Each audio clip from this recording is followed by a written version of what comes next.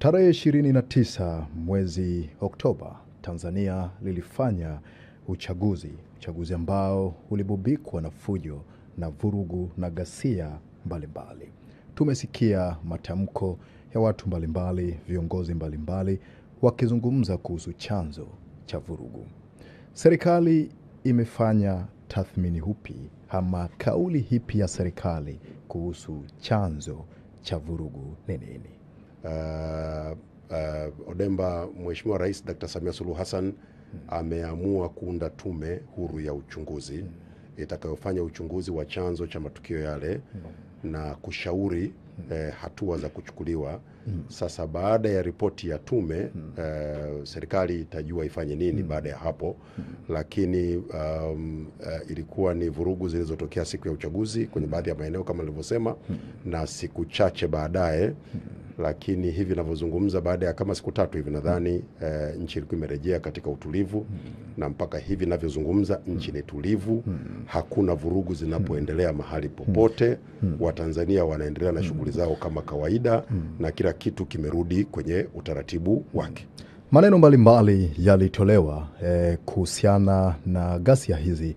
Wengine na viongozi walitoa kauli, wengine wakisema ya kwamba waliofanya fujo walikuwa ni vijana ambao walitoka nje ya Tanzania, wengine akisema kwamba ni watu waliolipwa kufanya fujo kwa ajili ya taifa hili. Kauli nyingine ya kwamba vijana walifuata mkumbo na wakujua nini walichokuwa wanafanya. Ni muda sasa, mmebaini sasa chanzo kuu ni nini hasa, ukizingatia kauli hizi ambazo zilikuwa zikikinzana.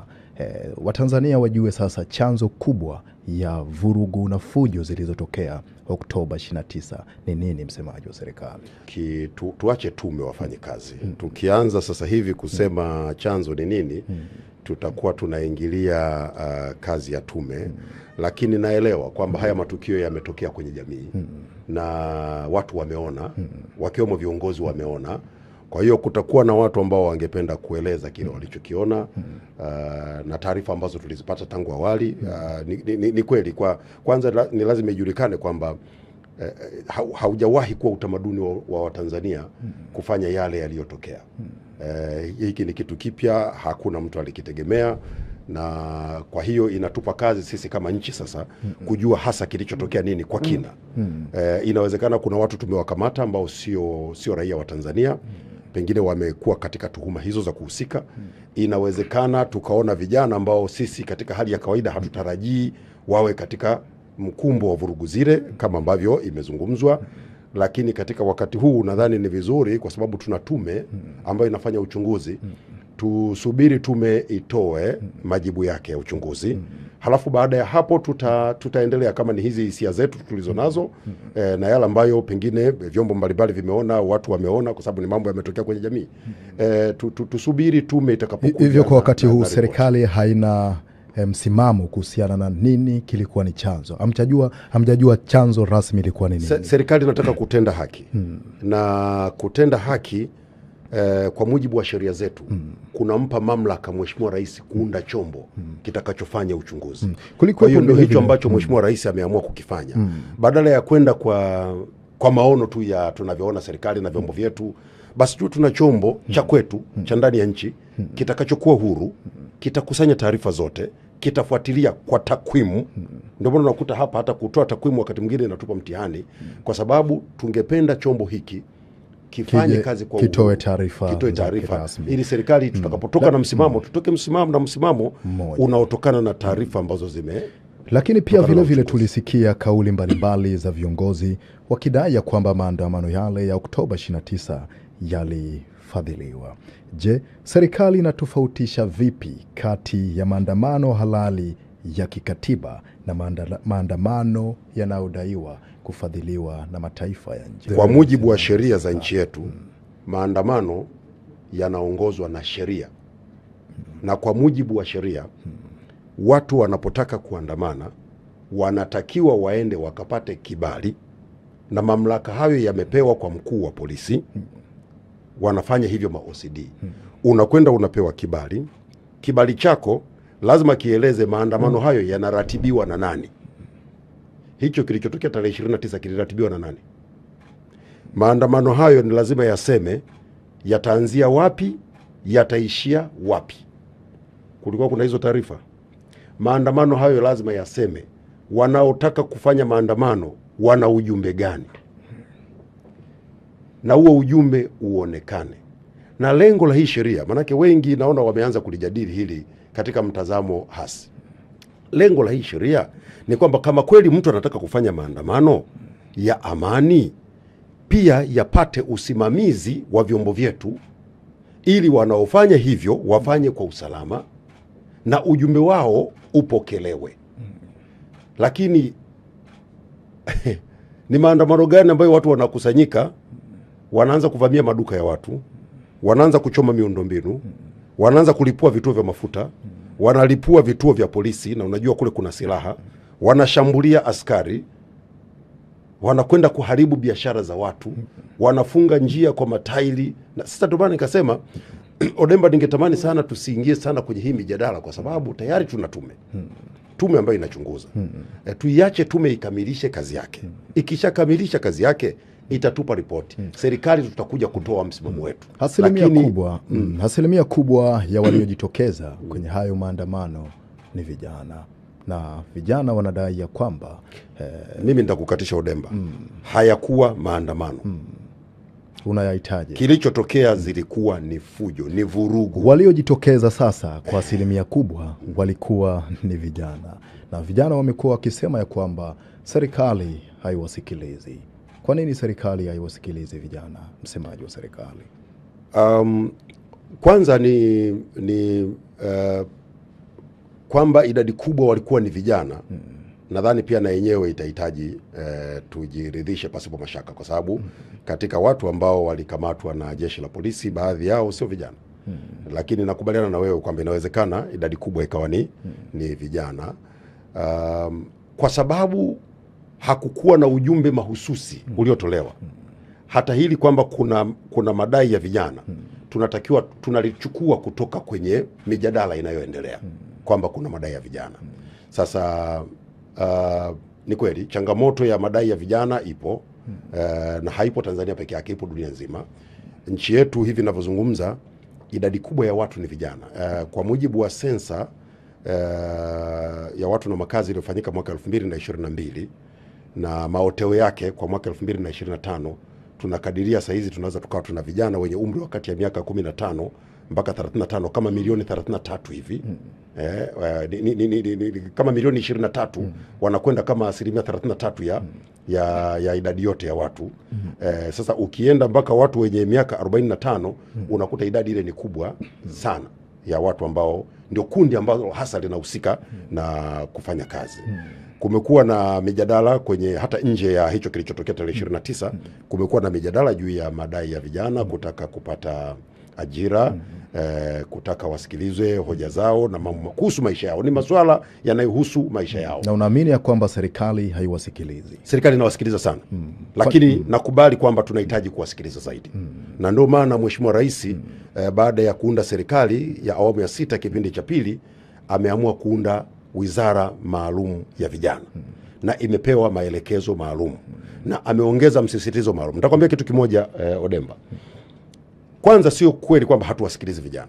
Vijana wanasikilizwa. Na unasema mnaongeza kuwasikiliza sasa. Tunaongeza kuwasikiliza. Maana sababu pia mnawasikiliza sana kwa wakati za nyuma. Ndio, na kwa sababu ni ukweli pia kwamba idadi kubwa ya watu tulionao katika nchi yetu ni vijana. Kwa hata program zetu za maendeleo kwa sehemu kubwa zinawanufaisha vijana. Nitakupa mfano. Leo sisi tuna mradi kwa mfano wa BBT. BBT sehemu kubwa wanaoguswa ni vijana. Jenga kesho iliyo bora. Tunatekeleza huu mradi, sehemu kubwa ya wanaonufaika ni vijana. Ni mradi ambao umelenga kuwanufaisha vijana 1.6 milioni, na mpaka sasa hivi karibu nusu yake tumeshawafikia. Tunawapatia maeneo ya kulima, wanachimbiwa visima, wanapewa mashamba. Katika hekta karibu 10,000 na kitu ambazo zimehusika kwenye BBT, hekta zaidi ya 7,400 zimekwenda kwa vijana, na tumewapatia fedha. Ukienda kule Chunya kule, sasa nimesema tunawasikiliza zaidi. BBT inaendelea. Hivi ninavyozungumza na wewe, serikali iko katika hatua za mwisho za kupata dola za Kimarekani takriban milioni 129 ambazo zinakwenda kutekeleza mradi mkubwa wa kilimo kule Mapogoro, kule Chunya, Mbeya. Huu mradi unakwenda kuwanufaisha vijana, utasababisha vijana wengi wawe kazini, wafanye kazi. Tumepata hati pale, tuna hati ya eneo la takriban hekta 20,000 zinakwenda kwa vijana. Lakini pia Mheshimiwa Rais ameahidi katika siku zake 100 kutoa shilingi bilioni 200. Hizi ni fedha ambazo zinakwenda kwa vijana. Msisitizo zaidi unakwenda kwa vijana. Lakini kama nilivyosema, haya mambo hayajaondoa, hayana maana kwamba tulikotoka tulikuwa tufanyi kazi kwa vijana. Kwa nini kwa wasikiliza sasa kusikilizwa kwa vijana mnaipa nguvu zaidi mara baada ya Oktoba 29? Nimekuambia kabla. Tumeanza kuwasikiliza vijana hata kabla ya. Lakini sasa hivi umesema mmeongeza. Tunaongeza zaidi kwa sababu pia ni kweli kwamba vijana ni wengi kuliko makundi mengine. Hivyo kwa yani sio kwamba ni upendeleo kwao au yani kwa Kikinga wanasema is not a favor. Ni haki kwa sababu wao ni wengi. Kwa hiyo na serikali ni muhimu ikajielekeza, lakini pia ni ukweli Odemba. Nguvu kazi ya taifa ni vijana. Kwa hiyo ukitengeneza mazingira mazuri kwa vijana, basically umetengeneza mazingira mazuri kwa jamii nzima. Vijana hawa wanalea wazee wao. Vijana hawa wana watoto. Kwa hiyo ukirigusa hili kundi kwa msisitizo mkubwa, kwanza kwa kuwa ni nguvu kazi ya taifa, pia tunakuwa tumeyafikia makundi mengine. Sasa tutakuwa taifa la ajabu ambao tunapuuza vijana. Na ndio maana hata kwenye nenda kafanya uchambuzi wa bajeti yetu. Mwaka huu 2025-26 bajeti yetu ya serikali ni shilingi trilioni 56.4. Tunakwenda kufanya kazi kubwa ya kuelekeza hii fedha kwa sehemu kubwa kwenye shughuli ambazo vijana zitawagusa moja kwa moja. Ukiacha ukosefu wa ajira kwa vijana wa Tanzania, unadhani ni kilio gani kingine kikuu cha vijana wa nchi hii? Vijana wanataka maisha yao. Ni mambo ambayo tumefanya tafiti ndogo ndogo. Wanataka kuhangaika na maisha yao. Wakipata ajira wapate kipato kizuri, wanataka sauti zao zisikilizwe. Unamwona waziri wa vijana Joel Nanauka anazunguka nchi nzima kuzungumza na vijana, lakini pia tunaanzisha majukwaa mengine mengi ambayo vijana tutawasikiliza, tujue kwa kina wanataka kitu gani, au kwa vile ambavyo tayari serikali inavifanya wanataka nini zaidi, kwa sababu wakati mwingine tunaweza tukawa tunafanya jambo ambalo pengine kijana anataka kitu tofauti zaidi. Kwa hiyo tunajaribu kuangalia kwenye maeneo yote. Kwa mfano nitakupa tu mfano. Sasa hivi dunia inakwenda kwenye uchumi unaotegemea teknolojia. Serikali inafanya uwekezaji mkubwa sana kwenye eneo la teknolojia kwa sababu ni eneo ambalo vijana wengi wamejielekeza huko. Tunataka tuwekeze kwenye kuwawezesha vijana kunufaika na vitu kama akili unde, vitu robotics, ndio teknolojia zinakokwenda, Internet of Things, mambo ya cyber security kwenye cyber system. Tuangalie namna gani vijana watanufaika, na hivi ninavyozungumza tuko kwenye maandalizi ya mwisho. Serikali inategemea kupokea takriban shilingi bilioni, hela za mkopo, ni hela zetu. Ni hela zetu, maana kuna watu wanadhani tukikopa fedha basi hizo hela zinakuwa za msaada. Ni fedha zetu kwa sababu tutazilipa. Tunategemea tupate dola milioni 165 kwa ajili ya kutekeleza mradi wa kituo cha teknolojia pale Nala Dodoma. Ni kituo ambacho kitatoa fursa nyingi kwa vijana. Tuwawezeshe kuanzisha vitu vinaitwa miradi startups. Uanzishe miradi mbalimbali itakayowezesha kufanya biashara, kutumia mitandao na teknolojia, kufikia uwekezaji mkubwa, kuingia kwenye masoko mengi duniani. Hivi vyote serikali inafanya kwa sababu tunajua dunia ndiko iliko, na vijana wetu tusipowafikisha huko tutakuwa hatukujibu mahitaji yao. Moja kati ya vitu ambavyo vijana wa nchi hii, Mheshimiwa Gerson Msigwa, wamekuwa wakisema ni kusikitishwa vile na kupinga mambo ambayo yanaendelea nchini, ikiwemo vijana kupotea na watu kutekwa katika taifa hili. Msimamo wa serikali ni upi kuhusu swala la utekaji na watu kupotea na wajulikani walipo, Mheshimiwa Gerson Msigwa? Kwanza serikali haiungi mkono matukio haya kwa sababu ni makosa na tunasikitishwa sana pale matukio haya yanapotokea. Hatuungi mkono, hayakubaliki, na pale tunapobaini waliofanya makosa haya tunachukua hatua. Lakini pili, naelewa sio vijana peke yake. Hakuna mtu yote ambaye anapenda mwenzake atekwe au auawe. Si matukio mazuri na hayakubaliki. Ni hatua gani sasa mlizochukua? Manake watu kadhaa wametekwa, wengine walipotea na wajulikani walipo mpaka sasa. Mheshimiwa Msigwa, je, serikali imeshindwa sasa kukomesha utekaji katika taifa hili? Wako ambao tulipokea taarifa za kupotea kwao na wamepatikana. Wanaendelea na shughuli zao. Wengi tu, kila siku jeshi la polisi linatoa taarifa. Lakini pia wako ambao baada ya kupokea taarifa za kutoonekana kwao wanaendelea kutafutwa. Hii ni kazi ya jeshi la polisi, wanaendelea kufanya hivyo, na msimamo wetu serikali ni kwamba unajua, ulinzi wa raia na mali ni jukumu linafanywa na jeshi la polisi, lakini pia linafanywa na sisi wote wa Tanzania. Kwa pale ambapo jamii inazo taarifa, inaweza kushirikiana na vyombo vyetu vya kisheria vinavyochukua hatua dhidi ya mambo haya, tushirikiane, kwa sababu kama nilivyosema, serikali haiungi mkono utekaji, haiungi mkono watu kuuawa. Ni mambo ambayo kwa pamoja tunahitaji kushirikiana kuyakomesha. Kwa hiyo pale ambapo imetokea pengine mtu amechukuliwa au ametekwa, ikathibitika kweli alitekwa, basi ni jukumu la msingi la jeshi la polisi kumtafuta kwa kushirikiana na jamii yenyewe. Serikali, mnajua ni nani anayewateka watu hapa nchini? Wako watu ambao wamepatikana na wametutajia watuhumiwa wao waliohusika na matendo hayo, na wale watu wamekamatwa na wamefikishwa kwenye vyombo vya sheria, kwa sababu ni kesi ziko huko mahakamani, nisingependa kuzijadili. Lakini pale ambapo bado hatukufanikiwa kupata watuhumiwa, tunaendelea kuwatafuta. Serikali ya Marekani kupitia ubalozi wake wa Marekani hapa nchini Tanzania, Dar es Salaam, walieleza na kutoa statement kwa wananchi wake wa Marekani wanaoishi Tanzania ya kwamba wachukue tahadhari kuanzia tarehe 5 kuelekea kwenye Desemba 9, kwa kile walichowaeleza ya kwamba wajiepushe na mikusanyiko pamoja na maandamano, wakidai ya kwamba wachukue tahadhari vile vile kuhusu usalama wao. Hii inamaanisha nini? Ya kwamba usalama wa Tanzania umekuwa wa kuyumbayumba kwa kiwango hicho mpaka Marekani watilie mashaka?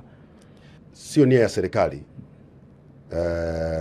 kuingilia kazi za taasisi mbalimbali za kimataifa, lakini pia kutengeneza taharuki kwenye nchi ambayo ina utulivu na yenyewe sio sawa.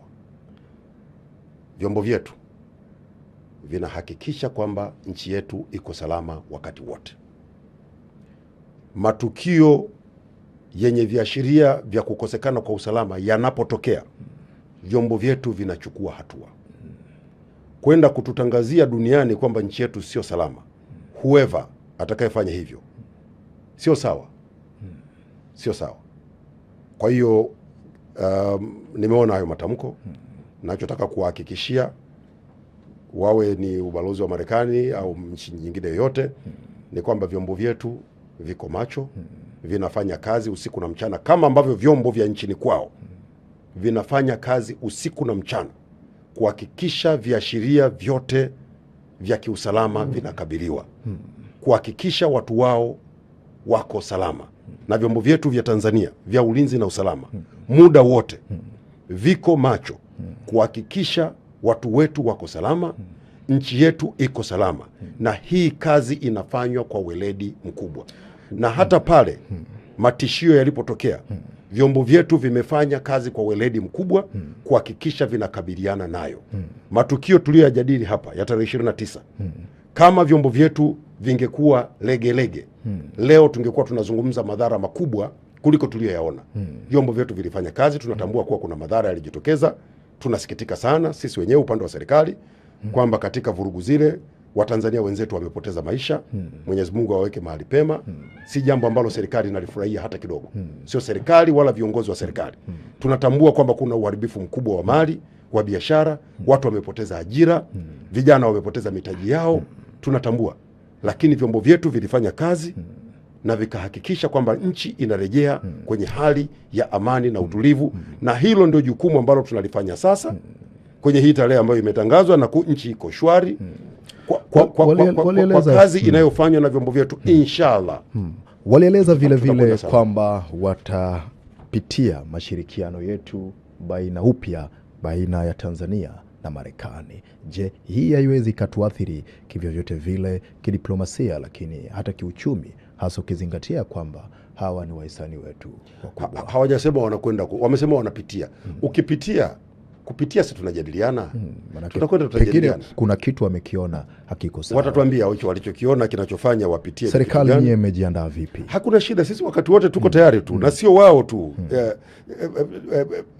Kwenye mahusiano ya nchi na nchi, swala la kuangalia mahusiano yetu yanakwendaje ni mchakato wa kawaida, ni mchakato wa kawaida. Kwa hiyo kama wana jambo ambalo wanaona ni specific ambalo linawafanya wa review, basi tutakwenda kukaa nao, tutazungumza, tutasikiliza, watatusikiliza na sisi wao tutawasikiliza. Mimi naamini tutaelewana. Kumekwepo vile vile na mkanganyiko kuhusiana na vitu vilivyoharibika, mfano vituo vya mafuta. Mheshimiwa Waziri Mkuu wa Jamhuri ya Muungano wa Tanzania Daktari Mwigulu Lameck Nchemba, wakati akizungumza na Warira, alitoa taarifa ya kwamba vituo takriban 672 vilichomwa moto. Wamiliki wa vituo vya mafuta walisema ya kwamba vituo takriban 42 vilichomwa moto, 25 ikiwa ni hapa Dar es Salaam na vingine vilivyosalia vikiwa mkoani. Ridhiwani Kikwete, waziri, naye akizungumza alisema ya kwamba aliambiwa ya kwamba vituo vilivyochomwa moto ni 92. Idadi rasmi ni hipi juu ya vituo vya mafuta vilivyochomwa, na Watanzania waamini yupi? Waziri Mkuu, waamini wenye vituo vya mafuta, au hipi sasa kauli ya serikali kuhusu idadi kamili ya vituo vilivyochomwa? Msemaji wa serikali: 672. Wamiliki wa vituo walivyosema 42. Aliyesema ni nani? Kwa sababu mimi nafahamu, kwa mfano mmiliki mmoja wa vituo vya mafuta vituo vyake vimechomwa 38, mmoja tu. Tena hii ni taarifa inawezekana ikawa imepitwa na wakati. Huyo ni mmoja tu, vituo vyake vimechomwa kwa idadi hiyo. Sasa vilichomwa vituo vingi. Sasa Mheshimiwa Waziri Mkuu alitoa takwimu 672. Dar es Salaam. Sasa kila mtu anayetoa takwimu umuuliza kwambia, inawezekana anatoa takwimu za 90 pengine za Dar es Salaam, pengine anatoa takwimu za 90 za Morogoro, pengine sijui za wapi, maeneo mbalimbali, lakini kauli ya serikali ni kauli aliyoitoa Mheshimiwa Waziri Mkuu. Idadi ya vituo ni 672. Kituo cha utangazaji cha kimataifa cha Cable News Network CNN walitoa ripoti yao kuhusu yale yaliyotokea Oktoba 29, na mara baada ya ripoti hiyo, wewe msemaji wa serikali Gerson Msigwa ulitoa taarifa yako ukidai ya kuwa CNN hawajaitendea haki serikali ya Tanzania, kwani walitoa taarifa yao pasipo kubalance story, ama pasipo kusikiliza upande wa pili wa serikali. CNN kupitia ripota wao Larry Madowo alisema ya kwamba aliitafuta serikali ya Tanzania kwa juhudi zote pasipo kufanikiwa, na hakupewa ushirikiano wa aina yoyote ile na serikali ya Tanzania, hivyo ilimlazimu kufanya hivyo. Unasemaje katika hili? Kwanza nilichokisema siku zile, wewe ni mwandishi wa habari Odemba, mimi na wewe, sisi wote ni waandishi wa habari. Mimi nilizungumza on the principles of professionalism. Huwezi kwenda kutengeneza makala tena yenye tuhuma nzito dhidi ya serikali, halafu serikali usiipe nafasi ya kutoa maelezo kitaaluma. Wala ambao hawajui, mimi na wewe ni waandishi wa habari. Ni jukumu la mwandishi wa habari ama chombo cha habari kubalance story yake, kutoa haki sawa ya pande za habari yake au ripoti yake. Wewe Odemba, Chief Odemba, umepata shida kunipata mimi? Si niko hapa leo kwenye kipindi chako? Ulinitafuta kama unatafuta panya, si nimepatikana? Uwezi kwenye chombo cha habari chenye heshima ukafanya tuhuma nzito kama zile bila kutoa upande wa serikali. Huyo mtu nayemtaja, sitaki kumtaja jina lake, sisi sio kwamba hatuoni. Kakaa huko alikokuwa, anajua ni wapi, anatangaza kwamba Watanzania nitumeeni picha, niandike makala, nitengeneze makala kuhusu hali ya Tanzania. Nikuuliza Odemba, wewe unapotaka kutengeneza makala unaomba picha utumiwe kwa WhatsApp? Hivyo ndivyo uandishi wa habari wa CNN ulivyo. Kulikuwa kuna ubaya gani? Kwani waandishi wa habari wa CNN hawajawahi kuja hapa Tanzania? Kwanza kabla ya hapo amekwenda kutoa, nisikilize vizuri. Kabla ya hapo kaanza kutengeneza. Mimi nilitaka kwenda Tanzania lakini siendi kwa sababu nina tishio la usalama. Kamtisha nani? Alisema kwamba alinyimwa kibali. Amenyimwa kibali. Mimi ndo naitoa kibali. Ameomba kibali saa ngapi? Wewe taarifa zake za yeye kuomba kibali. Mimi ndo naitoa kibali kupitia idara ya habari Maelezo. Taarifa zilifika hakuna. Hakuomba kibali. Badala yake akaenda kutengeneza clip, anatuhumu serikali, anatuhumu polisi kwamba polisi wa Tanzania ni wabaya na nini na nini na nini. Katoka hapo kaitisha kusanyiwe picha za simu. Amesema bado ataleta ripoti nzito. Akasema anakwenda kutengeneza makala. Sawa. Amekusanya picha, ametengeneza makala, ndio anaanza kusema alitafuta serikali ya Tanzania kuipata. Sikiza Odemba. Hii ni nchi huru. Na Tanzania haipokei maelekezo ya CNN. Amesema analeta ripoti nyingine nzito. Hawezi kututisha. Yaani ndugu yangu, nchi inatishiwa na CNN. Tanzania sisi tunaweza tukatishiwa na yaani acha Tanzania. Hata mimi siwezi kutishiwa na CNN. Wewe Gerson Msigwa, mwambie huyo mwandishi wa habari mwenzako afanye kazi kwa weledi. Sawa? Asituletee police journalism. Sisi hatutishiwi nyawa. Asitake na sisi tuseme majina ambayo kiongozi mmoja mashuhuri duniani anakiita chombo chake. Huwezi chombo cha habari ukakaa unatisha nchi huru kama hii, unaitolea vitisho eti nitawafanya hivi, nitawafanya hivi. What is that? What is that? Anataka tutishe ili tufanyeje? Lakini yeye kutoa ripoti ilikuwa ni sahihi, haikuwa ni sahihi kama chombo cha habari. Mimi sina tatizo na kutoa ripoti. Kama chombo cha habari kuripoti kile kilichotokea Tanzania. Nasema hivi, makosa si makosa. Mimi sina tatizo na ripoti aliyoitoa. Lakini alitakiwa katika ripoti yake iwe na upande wa serikali. Huwezi ukaenda ukatoa ripoti ya upande mmoja. Hicho tu ndio nilichokisema. Angekuja upande wa serikali, tungempa ushirikiano. Sasa umekaa mtu mwezi mzima, chombo cha habari cha kimataifa, unaongea tu vitu vibaya, unatoa mapicha mabaya dhidi ya nchi na nini. Hakuna mtu anapenda yaliyotokea tarehe 29. Lakini sasa chombo wewe kazi yako wewe ni kuona tu hilo kila siku ni hilo na all the way hutoi nafasi kwa serikali kueleza kilichotokea.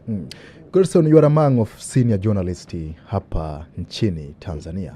Kazi kubwa ya chombo cha habari ni nini hasa kwenye matukio kama yale yaliyotokea Oktoba 29? Ni kuripoti matukio kwa usawa, kwa uwajibikaji. Wanasema responsible journalism. Unaporipoti matukio kwa usawa, kwa uwajibikaji, kwanza unazingatia kuwa na taarifa zilizo sahihi. Sawa? Kuto kuwa na taarifa za upande mmoja. Sawa? Lakini pia kuwa muwazi kwenye vyanzo vyako vya taarifa. Huwezi ukatoka mwandishi wa habari unazungumza tuhuma nzito kama zile zilizochapishwa, halafu unamnukuu mwanaharakati. Yaani mwanaharakati ndio anatoa takwimu za matukio ya Tanzania. Unakwenda kunukuu kiongozi wa chama cha siasa. Wewe Odemba nikuulize, unapotafuta takwimu za matukio ya vifo vya watu, unakwenda kupata nani kwenye taasisi ya NGO, shirika lisilo la kiserikali la wanaharakati?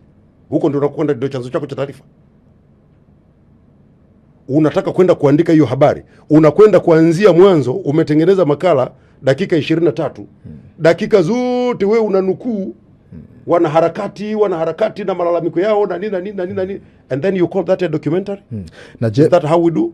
Picha zilizotumiwa na CNN katika makala yake yale ni za kweli, si za kweli? Subject to verification. That kwamba ni lazima zihakikiwe. Je, ninyi imechukua jukumu gani kuhakiki hizo picha kama ni za kweli ama si za kweli? Kazi inaendelea. kwamba, lakini kwa sasa kauli hii ni hipi kwamba zile picha zilikuwa na uhalisia wa nchi yetu? Sasa kauli haiwezi kutolewa, lazima zihakikiwe. Picha wewe uliziona, haukuziona? Sikiza Udemba, kwenye zile picha ziko baadhi ya picha ambazo kwanza tulishangaa tunaziona siku hiyo wakati ni picha za zamani. Kwa mfano, ndakupa tu mfano za zamani, ndakupa tu mfano.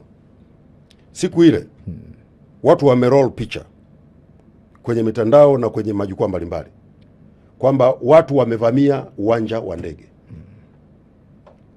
lakini zile picha ni za mwaka 2021 watu walipoingia uwanjani wakati mwili wa hayati Dr. John Pombe Magufuli unasafirishwa. Sasa katika mazingira kama hayo unatokaje haraka na kusema hizi picha ni halisi? Kwa hiyo nafikiri tujipe muda. Zile zilizoonekana kwenye makala yake ya kwamba ziko maeneo ya hospitali zinahakikiwa, na ziko zingine ambazo zilitengenezwa, inawezekana hazikurushwa na yeye. Na ndio maana katika wakati huu tunahitaji sana utulivu na tuiache tume ya uchunguzi ifanye kazi yake, kwa sababu tulishaona kuna baadhi ya picha zinaletwa zimetengenezwa, zimechukuliwa picha za zamani, zimechukuliwa picha za nchi nyingine. Yako mambo mengi ambayo yamejitokeza. Sasa busara ni nini? Tuache tume ifanye uchunguzi. Haya mambo yote yatahakikiwa na taarifa zitatolewa. Je, taifa letu kama Tanzania inajitosheleza pasipo kutegemea wahisani? Tunaweza kuishi bila kutegemea na sijui kama ni neno zuri sana kusema wahisani. Hawa sisi ni wadau wetu wa maendeleo. Ni watu ambao tunafanya nao kazi pamoja. Na mimi nataka nikwambie kitu kimoja. Nitakupa tu mfano wa budget. Sawa. Mwaka huu 2025-26 budget yetu ya serikali ni shilingi trilioni 56.47 hivi. Sawa. Katika fedha hizo shilingi trilioni 40.47 nadhani hizi nukta za mbele huku zinaweza zikawa, lakini zaidi ya shilingi trilioni 40 zinatokana na makusanyo yetu sisi ndani ya serikali. Misaada kwenye bajeti yetu ni shilingi trilioni 1.07. Sawa. Mikopo ambazo ni fedha tunakopa na tutalipa na tunalipa ni shilingi trilioni 14. Kwa hiyo ukijumlisha fedha hizi za mikopo trilioni 14 na kitu kujumlisha trilioni 40 na kitu ni trilioni ngapi? Misaada ni shilingi ngapi? Swali tu la msingi hapa, unaamini kwamba tunaweza kusurvive pasipo? Tunaweza kuishi, lakini muhimu ni kwamba wadau wetu wa maendeleo tunashirikiana nao. Na mimi nataka niseme kama alivyosema Mheshimiwa Rais, tunaposhirikiana na wadau wao wanapata na sisi tunapata. It is about partnership. Sasa ukisema kwamba hatuwezi kuishi bila misaada, ni kweli tunahitaji misaada, tunahitaji kushirikiana nao, ni muhimu sana ili tuharakishe mambo yetu yaende haraka, lakini isiwe kwamba bila wao basi nchi hii haiwezi kwenda. No way. Kama ni hivyo, tafadhali take a look kidogo. Sehemu kubwa ya bajeti zetu ni fedha zetu sisi wenyewe. Na Rosemary, nataka nikuhakikishie miradi hii mingi. Huyu mtu bila shaka ni wewe Mheshimiwa Gerson Msigwa. Basi kama ni wewe tunaweza sasa, ngoja nikwambie kwanza tuisikilize tafadhali. Ngoja kwanza nimeshakuenda naifahamu hii clip. Hata tuisikilize imalizike tafadhali. Unaweza ukaipa. Sehemu kubwa ya bajeti zetu ni fedha zetu sisi wenyewe. Na Rosemary, nataka nikuhakikishie miradi hii mingi tunajenga kwa fedha zetu sisi wenyewe. Ndio maana makusanyo yetu kwa mwezi sehemu kubwa tunakwenda kurudisha kwenye mikopo, kwa sababu tumechukua hela twende tukajengee reli, tukajengee barabara, tuwape watu maji, tuwape umeme, tununue dawa na vitu vingine vingi. Hii clip unayoicheza hapa imefanywa spinning. Sio kauli zako hizo. Sio, unaelewa maana ya spinning? Au unawe ni kuchukua darasani? Unaelewa maana ya spinning? Si kauli zako. Spinning sio maana yake, sio kauli yangu. Spinning maana yake mtu anakatakata vipande ili mradi akidhi haja yake. Hii clip hata aliyetengenezwa na mimi niliisaisha kwenye page yangu ya Instagram. Hii imekatwa ili ionekane msemaji mkuu wa serikali aliongea vitu viwili tofauti. It is not true. Na nitarudia nilichokisema. Sehemu kubwa ya budget ni fedha zetu sisi wenyewe. Nimekwambia hapa mwaka 2025-26 budget yetu ni shilingi trilioni 56.6 ngapi, nadhani huko 6 ngapi, sikumbuki sana hizo decimals. Sawa. Kati ya hizo fedha shilingi trilioni 40.47 ni fedha zinazotoka na makusanyo yetu. Hivi katika trilioni 56 halafu trilioni 40 ni fedha zetu sisi wenyewe, ni fedha za makusanyo yetu. Nyingi ni zipi? Zilizokusanywa za kwetu sisi wenyewe, si ndio? Hivi tunakwenda tunachukua mkopo. Mkopo ni fedha zetu kwa sababu tunalipa. Umeshanielewa? Tunalipa. Ukichukua mkopo unalipa. Yani Odemba, mimi wewe nikikukopesha shilingi milioni 2 hapa leo, hizo fedha utanilipa. Hizo fedha ni za kwako, sio za kwako? Za kwangu. Sasa kuna tatizo gani ya hilo clip? Sasa pale kuna trilioni 56. Trilioni 40 na kitu .47 ni za makusanyo yetu sisi wenyewe. Trilioni 14 tunakopa kama ambavyo Marekani anakopa, Ulaya anakopa, China anakopa, mtu yote anakopa, na tunalipa trilioni 14. Jumla ngapi? 50, karibu 50 pengine nakwenda karibu 51. Si ndio hivi? Hela ndogo inabaki hapo. Trilioni 1 ndio ya misaada. Sasa nikisema fedha ni za kwetu sisi wenyewe, tatizo ni nini? Je, tunaweza tukafanya mambo yetu sisi kama taifa pasipo? Wewe ukiangalia hizo takwimu unaona kwamba tunaweza tukashindwa? Kama katika trilioni 56, trilioni 55 ni za kwetu sisi wenyewe, unaona tutakwama? Kwa hiyo trilioni 4 pekee ndio fedha ambazo tunategemea kutoka kwa wahisani. Kwa hiyo unaweza kaona tu hizo figa zinakueleza kwamba nchi yetu kwa sehemu kubwa ya bajeti yake inajitegemea. Sasa hii clip waliofanya, walipoona nimeeleza huu ukweli, wakaamua waende wakatengeneze, nioneshe huku nasema tunajitosheleza, huku nasema tunakopa. Kwani na mimi nawauliza, hivi kama wao wanajua uchumi waliotengeneza, na mimi nawafahamu waliotengeneza hii clip, hivi kama wao wanajua uchumi, hela ukikopa zinakuwa sio za kwako? Za kwako. Sasa kwa nini ionekane hiyo kauli ni mbaya? Inakusaidia kwa na kama lengo lako ilikuwa ni kuuliza ndimi mbili, hizo ndio ndimi mbili. Kwamba leo unazungumza una hela za kwako za makusanyo trilioni 40. Una hela zako umekopa, umeongeza kwenye trilioni 40, si za kwangu nitalipa. Sasa si hela zako. Mara baada ya matamko haya, hofu imetanda pengine kwa Watanzania ya kwamba bila watu ambao wamekuwa ni wadau wetu wa maendeleo kwa muda mrefu kutuunga mkono, huenda tutasuasua. Manake Mheshimiwa Rais vile itakumbukwa alisema ya kwamba kutokana na yale yaliyotokea, sasa tujifunge mkanda, huenda mirija ya kutoka kwa wahisani wetu ama wadau wetu ikakatwa. Ndio alisema hivyo kwa sababu si nimesema hapa kwamba kuna trilioni 1 ya msaada, na inawezekana wengine kwenye fedha za mikopo wakatuletea masharti. Lakini habari njema ni kwamba kwa sehemu kubwa ya bajeti yetu inatokana na makusanyo yetu. Hilo ndio lilikuwa hoja yangu. Sasa Mheshimiwa Rais anaposema hata bila wao tunaweza kuishi. Mheshimiwa Rais anaposema inawezekana wakapunguza, maana yake ni kwamba hata ingepungua trilioni 1 tayari kutakuwa kuna mtikisiko. Ni lazima sisi kama nchi tukae katika hali ya utayari kwamba kale ka trilioni 1 tulikotegemea kama msaada kanaweza kasije kote, ama kanaweza kakaja kiasi kidogo. Umeona, tukae mkao wa kula, tuone namna gani ambavyo tutaishi kwa kile tulicho nacho. Umeshanielewa hiyo? Na muda wetu vile umekimbia. Unahisi ya kwamba kama taifa Tanzania kuna mahali nchi ina maumivu? Kwa sasa huwezi ukasema nchi haina maumivu, kwa sababu tumetoka kwenye matukio ambayo yameondoka na maisha ya Watanzania wenzetu. Tumetoka kwenye kipindi ambacho vurugu zilizosababishwa zimeleta hasara ya miundombinu, zimeleta hasara ya biashara za watu, zimetuletea watu ambao wanatushambulia, wanatuchafua huko kimataifa, wanaweza wakaleta athari kwenye maeneo yetu ya kiuchumi na nini. Kwa hiyo yako mambo ambayo ni lazima pia tuwe concerned kwamba yanaweza pia yasiwe katika upande wetu. Na mimi ni waombe wa Tanzania, naomba kuchukua nafasi hii ni waombe wa Tanzania, Watanzania tuwe makini.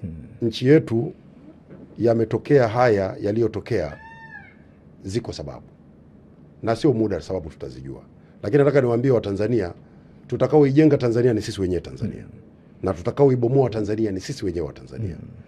Mimi ushauri wangu kwa Watanzania nikiwa msemaji mkuu wa serikali, Watanzania tuitetee nchi yetu kwa gharama yoyote. Watanzania tunasue mitego ya kutuingiza kwenye shida. Waliokuwa wanafanya kampeni za haya matukio yaliyotokea walichukua kigezo kimoja cha haki. haki, haki, haki. Ukiangalia sasa hivi hawazungumzi tena haki. Sasa hivi wanazungumza watalii wasiende Tanzania, wawekezaji waache kwenda Tanzania, kampuni za uwekezaji zilizopo Tanzania ziondoke. Maana yake sasa wanakwenda kwenye malengo waliokuwa wanayataka.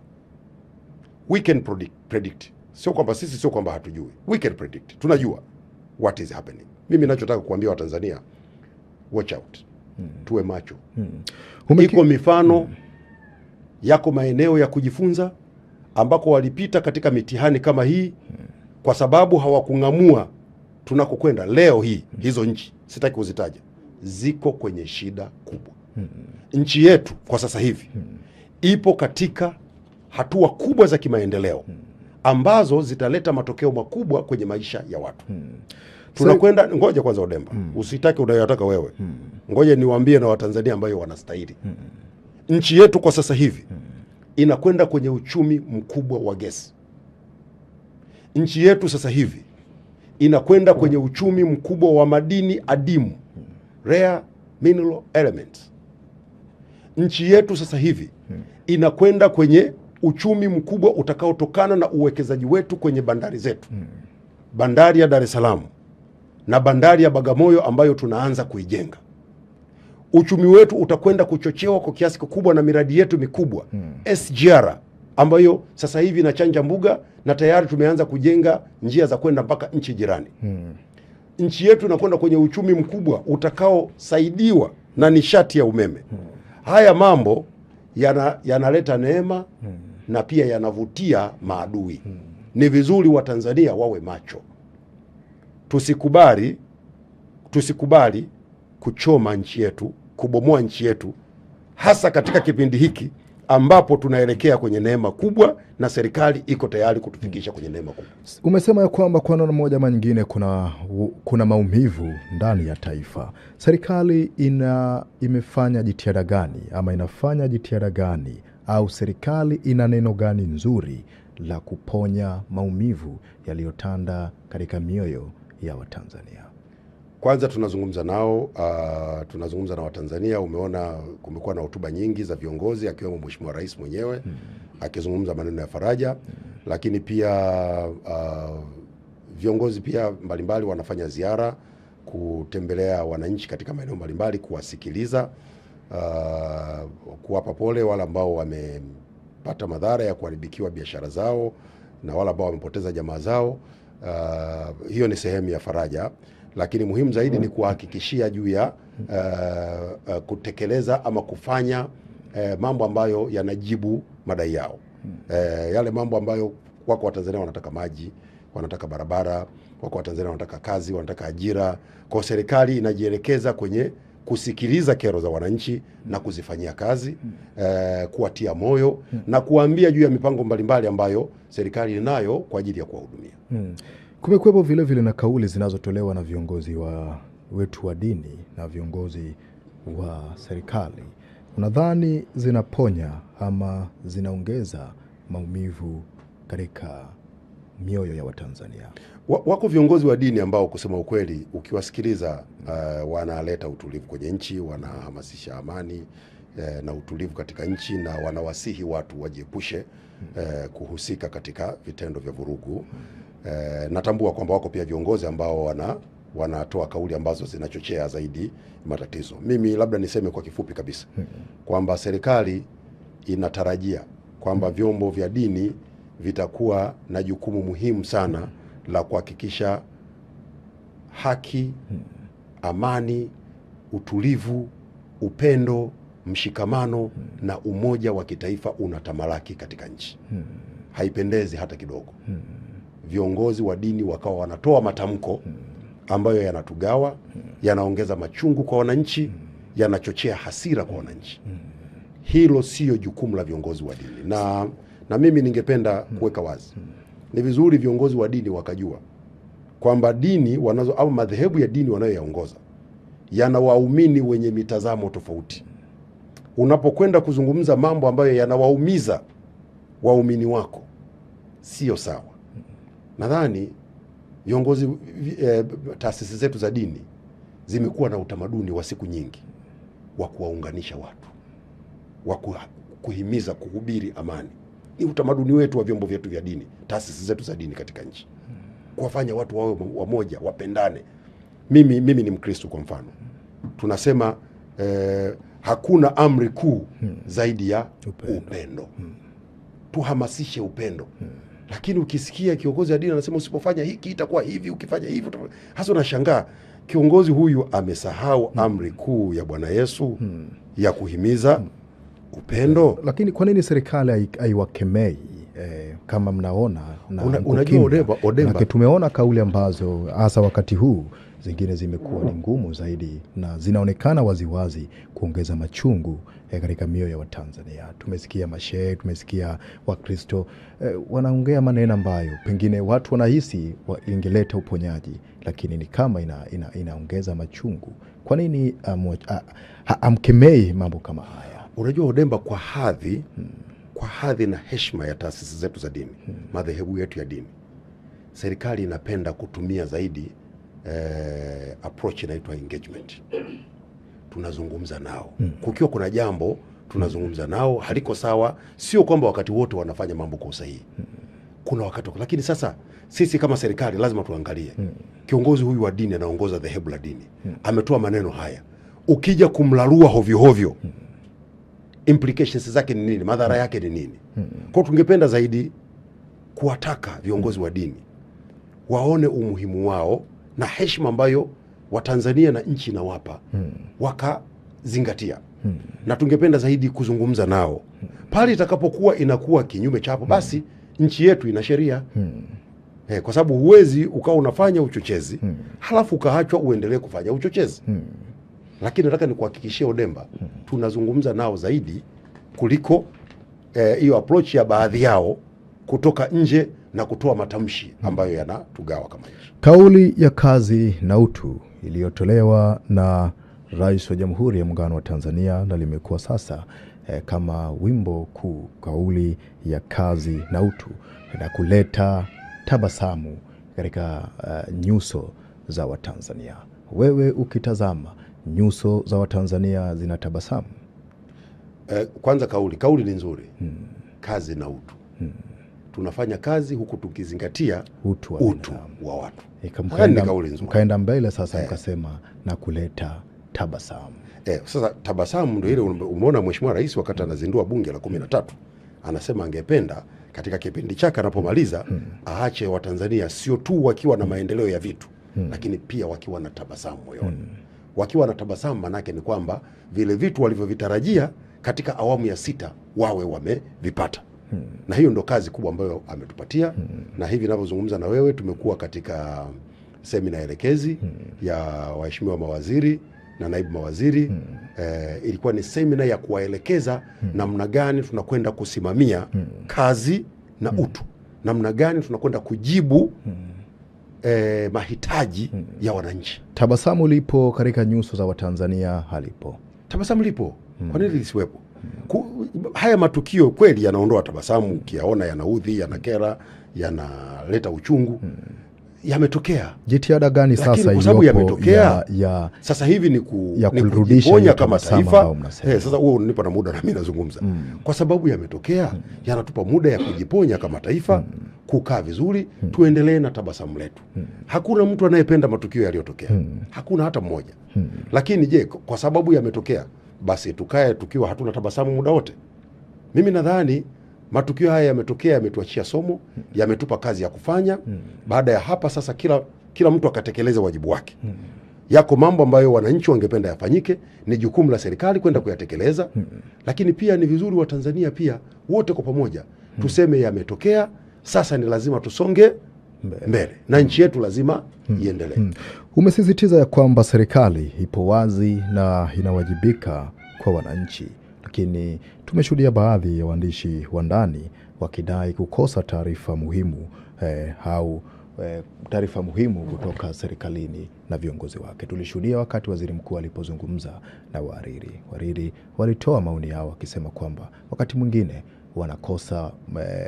wanakosa nafasi ama wanakosa support tuseme kutoka kwa serikali pale wanapohitaji taarifa muhimu kutoka serikalini. Hili unalijibu? Mimi nikwambia ukweli Odemba, mimi ni kati ya watu ambao walishangaa sana kwa ile kauli iliyotolewa kwa sababu serikali imeunda wizara ya habari na tunayo kabisa idara ya habari maelezo. Lakini pia serikali imeweka maafisa habari nchini kote kuanzia kwenye mamlaka za serikali za mitaa, kwenye taasisi kila mahali. Na tumekuwa tukishirikiana. Mimi nimekuwa msemaji mkuu wa serikali tangu mwaka 2021.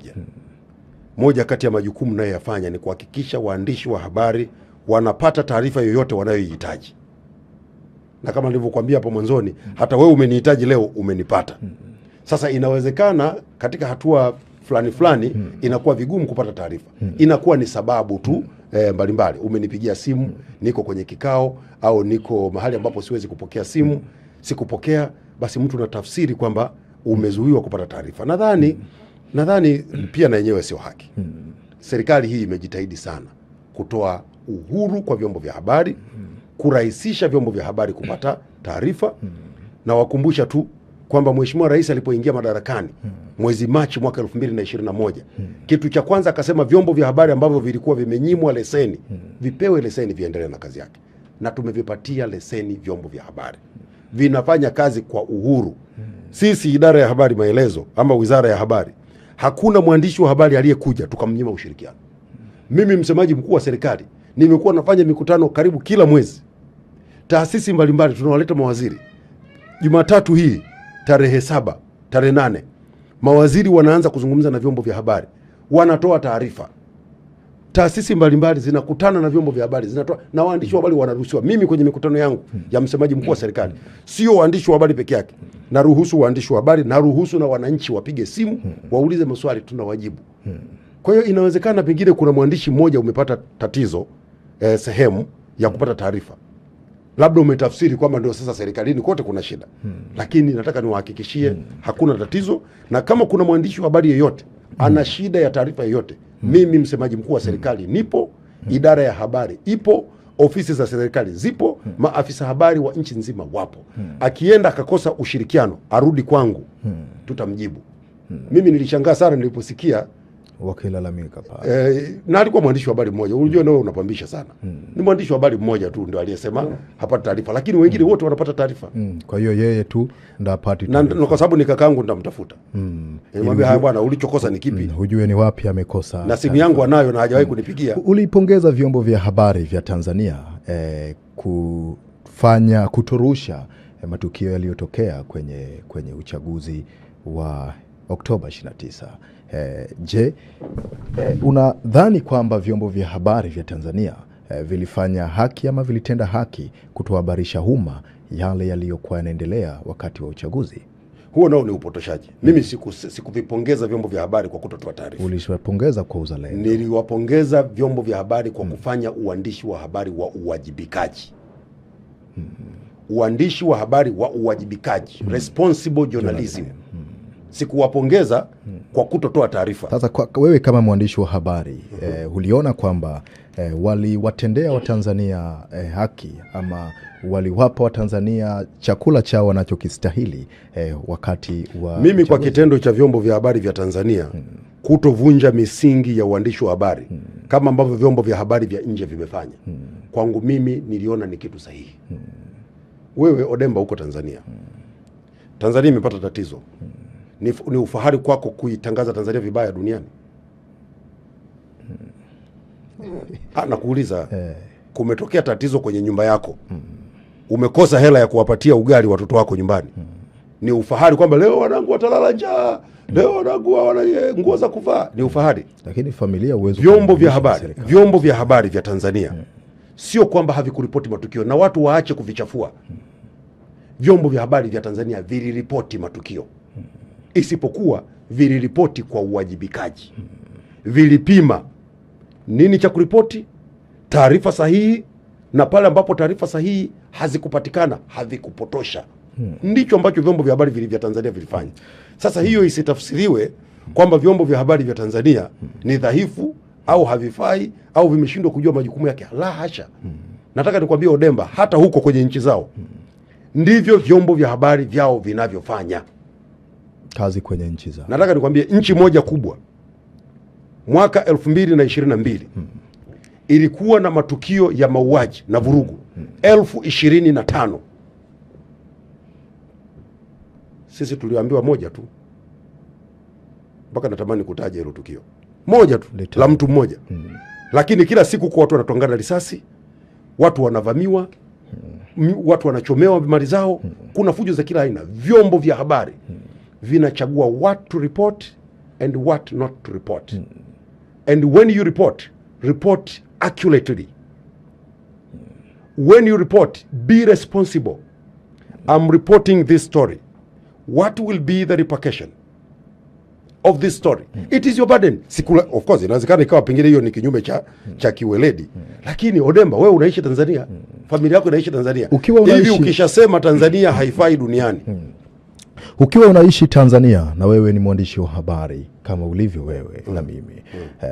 Nchi yako inapofanya vizuri, unapaswa kuitangaza vizuri na kuipaisha katika nyanja za kimataifa. Ndio. Nchi yako inapokuwa inafanya vibaya, haupaswi kuipaisha katika nyanja za kimataifa ili wajue nchi yako inafanya vibaya? Unaweza kufanya kulingana na uelewa wako.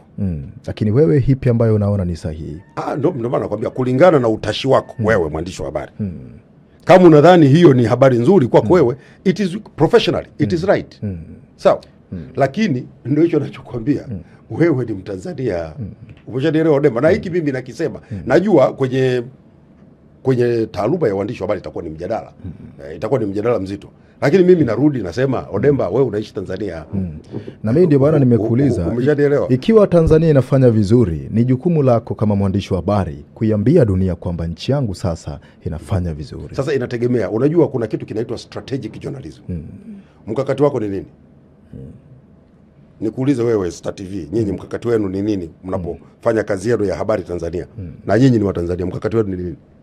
Vyombo vyote duniani vinafanya kazi yake kimkakati.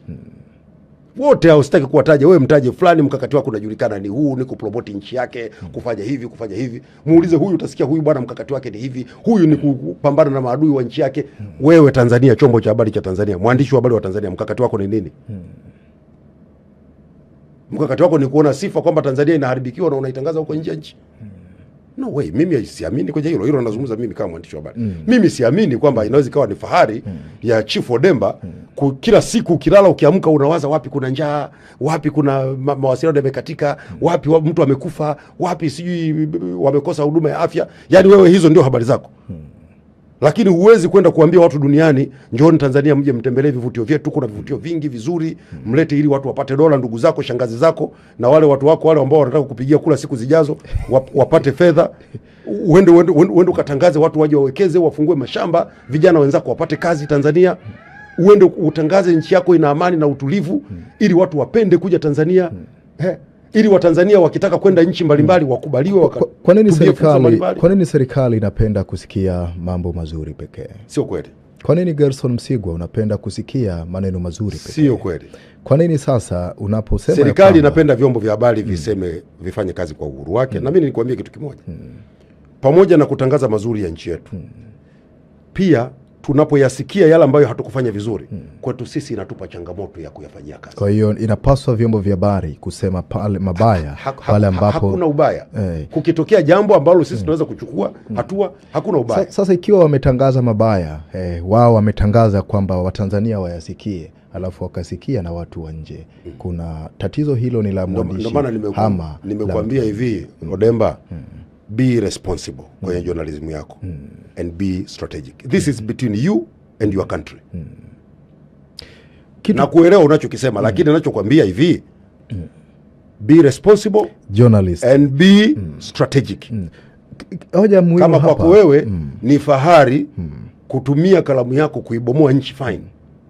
Lakini wenzako, the global practice katika journalism nchi zote, katafute vyombo vya habari vya China.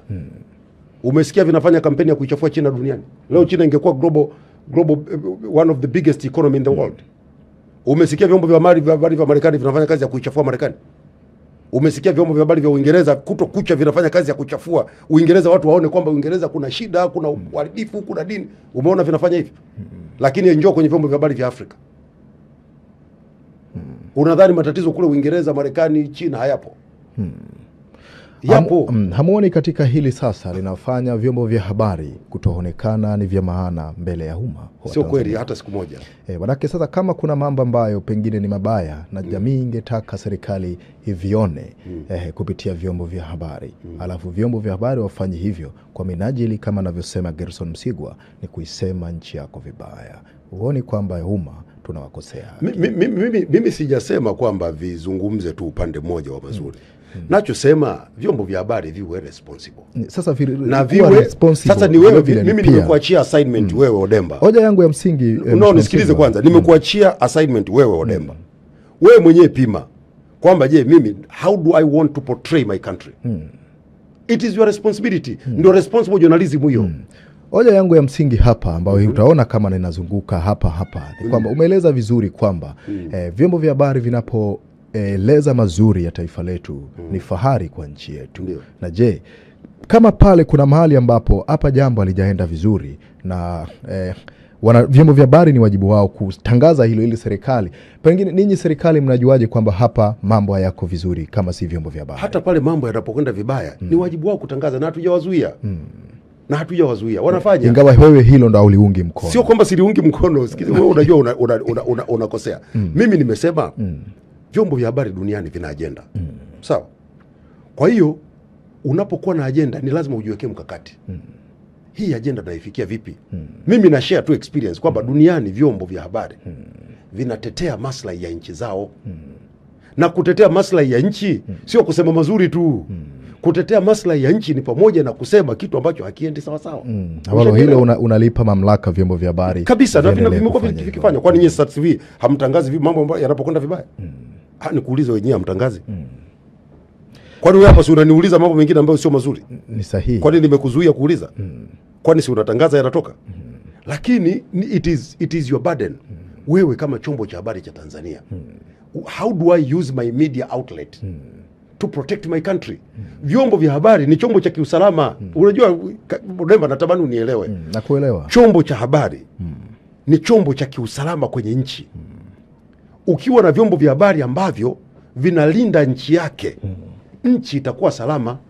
Na wenzetu hawa ukiona wanakuja kutuandika sisi vibaya, hawafanyi kwa bahati mbaya. Usijui kama unielewa. Na vipi vyombo vya habari vya Tanzania vinalinda nchi yao, hawalindi nchi yao? Vinalinda. Mimi naona vinajitahidi sana. Yako baadhi ya maeneo ambayo wakati mwingine yanakuwa naishi, na ndio maana tupo. Idara ya habari ipo, wizara ya habari ipo. Ndio kazi yetu. Pale tunapoona mambo hayako sawa, tunakaa tunazungumza nao, jamani, hapa sasa mmekanyaga waya. Gerson Msigwa, nakushukuru sana. Disemba 9 tumeona vuguvugu hili limeanza tena mtandaoni kama ambavyo lilianza vuguvugu la Oktoba 29. Msimamo wa serikali ni upi kuhusiana na maandamano yanayoratibiwa ya Desemba 9? Nitalijibu, lakini kuuliza kwanza swali, anaratibu nani? Tumeona likiendeshwa mtandaoni. Nani anayeratibu? Baadhi ya wanaharakati. Nani anayeratibu? Wanaharakati wako wapi? Si nimekusomea sheria hapa inasemaje? Unataka kufanya maandamano, unakwenda unapewa kibali, unasema utafanya wapi mpaka wapi, muda gani, ndio sheria inavyotaka. Lakini anyway, nimekuelewa. Sisi tunasikia hayo maneno, tunayasikia. Ninachotaka kusema kwa kifupi sana ni kila ambacho Mheshimiwa Rais alikisema juzi, kwamba sisi kama nchi, vyombo vyetu kama ilivyo leo, kama ilivyokuwa jana, ndivyo itakavyokuwa tarehe 9 na siku zinazofuata. Vyombo vyetu vya ulinzi na usalama wakati wote viko tayari kuhakikisha watu wako salama, mali zao ziko salama, mipaka ya nchi yetu iko salama. Kwa nataka kuhakikishia kwamba vyombo vyetu vya ulinzi na usalama viko tayari, sio tarehe 9 tu peke yake, wakati wowote kuhakikisha nchi iko salama. Tunapokuwa tunatamatisha sasa, kuna baadhi ya wanaharakati ambao ukurasa zao za mitandao ya kijamii zimefutwa hapa Tanzania, na Meta ambao ni wamiliki wa vyombo hivyo wameeleza kwamba ni shinikizo la serikali kuhusu kufutwa kwa kurasa za wanaharakati hao: Mange Kimambi, Maria Sarungi na Sativa wote kurasa zao zimefutwa.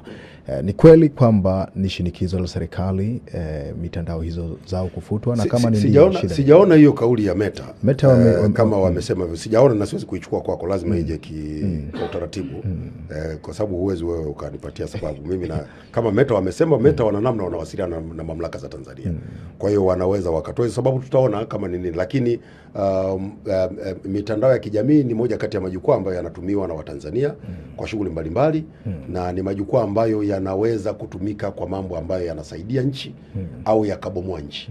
Pale ambapo kuna tishio la mitandao ya kijamii kufanya shughuli ambazo hazileti maslahi ya taifa, zinahatarisha usalama wa nchi, ni jukumu la serikali kuchukua hatua.